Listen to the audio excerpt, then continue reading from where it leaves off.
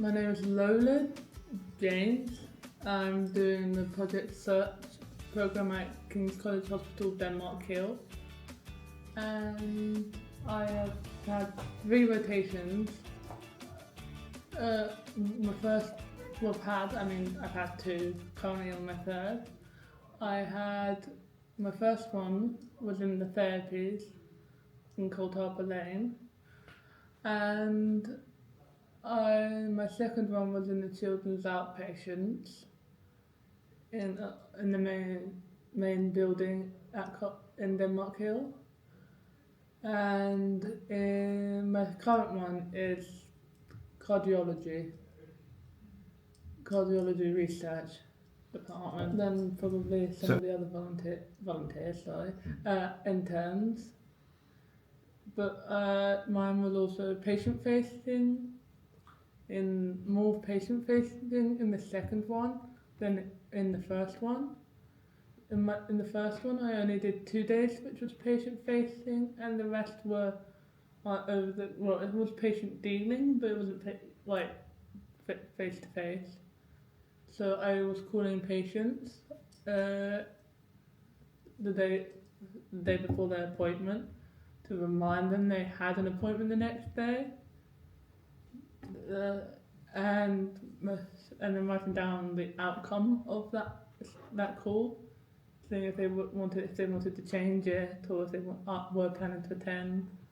And then in my second one, I was in reception, checking in patients on the hospital system called Epic, which is patient records, which is what runs off of what is the system used by my child.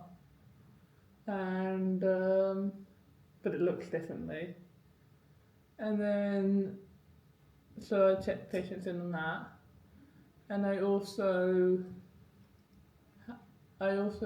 had to deal with special patients. Special, for lack of a better term for it. So we had CF patients, or to give you the non-abbreviation version, cystic fibrosis. So we had to put them in a separate room, give them a separate room, just in case another CF patient had come in and not let us know. So just to make sure everything was okay and we weren't reliable for anything. So yeah, and then currently I only started on my current rotation on the 28th of April.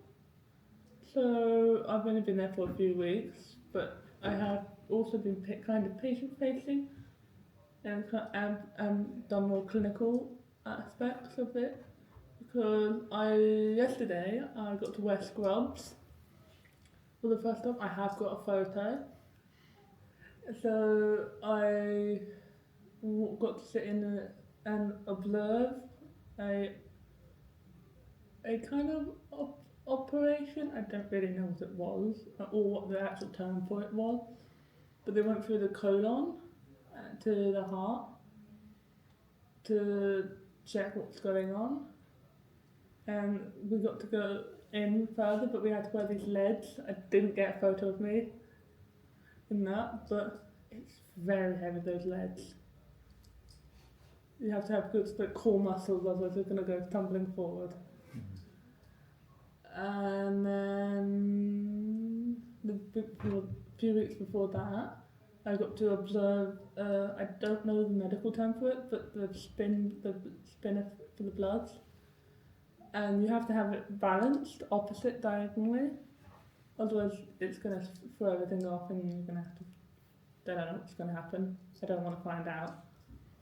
But I got to spin bloods, and afterwards, once it's been spun, there's a yellowy, it kind of almost looks like urine, but it's not urine, it's blood at the top. And then there's this spotty mixture of white blood cells and red blood cells, and then the main red dark blood at the bottom. And we just pipetted the serum into a smaller vial, like that. which was nerve-wrackingly cool. Yes and no to the full-time part, but like, because neurodivergency and my physical issues would be more, I would, at least if I could, do part-time. I could more or less manage full-time, but like, I would prefer part-time, but yes, I would work for full-time for the NHS. Yeah, they're all quite supportive, yeah. They're all very supportive, and like, because I'm quite open about my neurodivergencies and my issues, they've all been like very supportive of that. Because like, if I'm not open about it, how are they gonna know why I'm like acting how I am? Or so I'm quite open about it. I will happily just talk about my issues because I feel like it's the best way to educate people, because if they don't know someone who has neurodivergency, they won't be like, oh, I should Google what ADHD is, or I should Google what autism is, or I should Google what sensory processing disorder is, or because not everyone is trained, or you don't have to be trained to know what it is, or want to Google it, or because often or not, if you don't know someone with it, or if you don't have it yourself that you know of, you won't really attract more neurodivergent people, or because you attract what you're similar to. So you will learn from surrounding yourself with neurodivergent people, and then when you want to when you make friends with neurodivergent, you have more of a knowledge of it, so you can understand why they are the way, why their brains react the way they do.